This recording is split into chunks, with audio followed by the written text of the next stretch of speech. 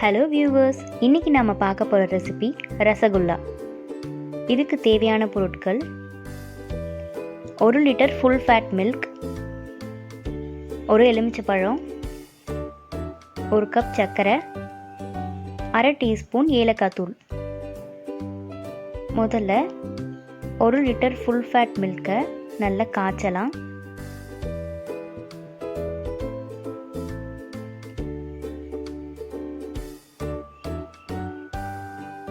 பால் காஞ்சி பொங்கி வரும்போது அடுப்பை குறைச்சிக்கோங்க.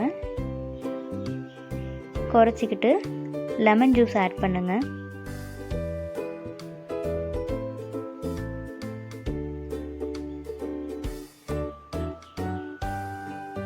எலுமிச்சைப்பழ சாறு ஆட் பண்ணோன்னே பால் திரிய ஆரம்பிச்சிருக்கு.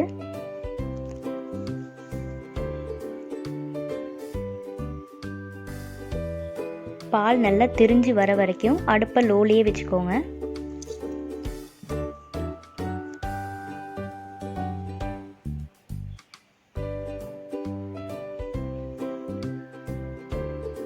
பால் நல்லா திரிஞ்சிருக்கு. இப்போது இந்த திரிஞ்ச பாலை ஒரு சுத்தமான வெள்ளை துணியில் வடிகட்டி எடுத்துக்கோங்க. இதை நம்ம சேனான்னு சொல்லுவோம், இல்லை பன்னீர்னு சொல்லலாம்.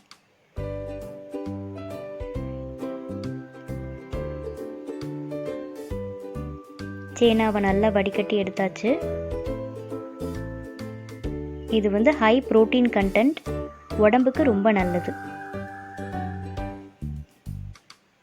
இப்போ இதில் நார்மல் வாட்டர் ஆட் பண்ணிக்கோங்க, ஏன்னா அந்த எலுமிச்சை பழத்தோட டேஸ்ட் அதுலேருந்து போகிறதுக்காக. இப்போது அந்த துணியை நல்லா பிடிச்சி தண்ணியை ஃபுல்லாக புழிஞ்சு எடுத்துக்கோங்க. பிழிஞ்சு நல்லா எங்கேயாச்சும் கட்டி தொங்க விட்டுருங்க. ஒரு மணி நேரத்துக்கு டிஸ்டர்ப் பண்ணாமல் அப்படியே ஹேங்கிங் பொசிஷன்லேயே விட்டுருங்க. 1 மணி நேரம் கழித்து பார்த்தீங்கன்னா தண்ணி ஃபுல்லாக ட்ரெயின் ஆகி உங்களுக்கு இந்த மாதிரி சேனா பால் கிடச்சிருக்கும். நல்ல மாவு மாதிரி இருக்குது பாருங்கள். இப்போது இந்த சேனாவை நம்ம 15 நிமிஷத்துக்கு நல்லா பிசையணும். சப்பாத்தி மாவு பிசைகிற மாதிரி நல்லா பிசையணும். அப்போ தான் நல்லா சாஃப்டாக உங்களுக்கு ரசகுல்லா வரும்.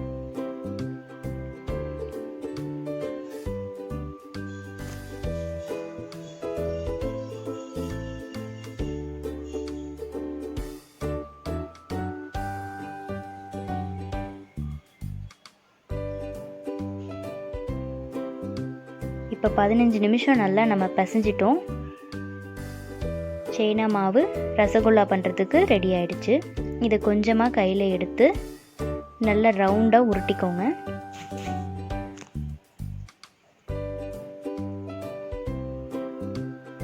இந்த மாதிரி நல்லா ரவுண்டாக உருட்டிக்கோங்க. உருட்டி ஒரு தட்டில் வச்சுக்கோங்க. இப்போ ரசகுல்லா பால்ஸ்லாம் ரெடி ஆயிடுச்சு. இப்போ நம்ம சர்க்கரை பாகு எப்படி பண்ணுறதுன்னு பார்ப்போம். ஒரு பேன் அடுப்பில் வச்சு 1 கப் அளவுக்கு சர்க்கரை சேர்த்துக்கோங்க.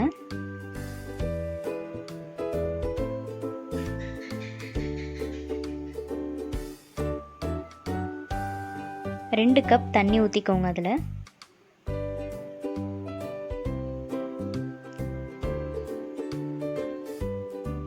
சர்க்கரை நல்லா கரையணும்.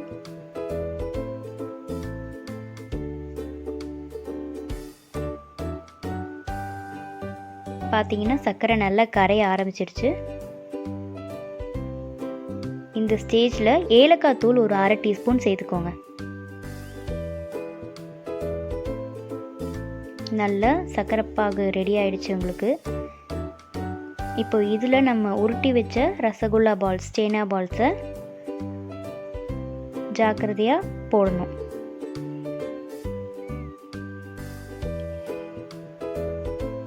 ஒவ்வொன்றா போட்டுட்டு ஒரு 15 நிமிஷம் இதை நல்லா மூடி வைக்கணும்.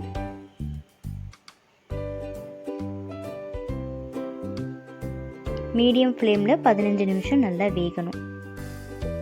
இப்போ 15 நிமிஷம் கழித்து பார்த்தீங்கன்னா நல்ல ரசகுல்லா பால்ஸ் நல்லா உப்பி வந்திருக்கு.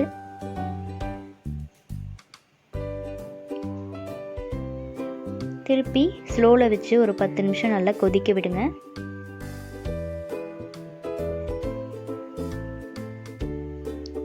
இப்போ பார்த்தீங்கன்னா ரசகுல்லா உங்களுக்கு சூப்பராக வந்திருக்கு.